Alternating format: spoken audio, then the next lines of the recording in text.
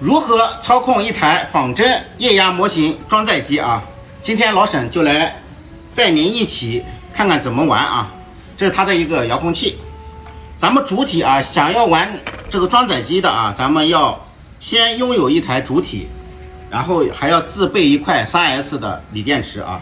这个电池需要自己配的啊，它是不跟车来的。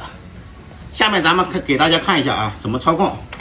这边有个电池盖啊，把这个电池盖打开，电池盖打开。这边的话就是它一个放电池的仓，然后这边这个是接收，这个是灯组啊，这边都是电控。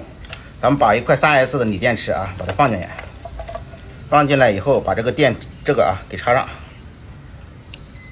好，现在机器已经通电啊，通电以后咱们把这个车盖刚好，然后这边遥控器啊，两个键一起长按。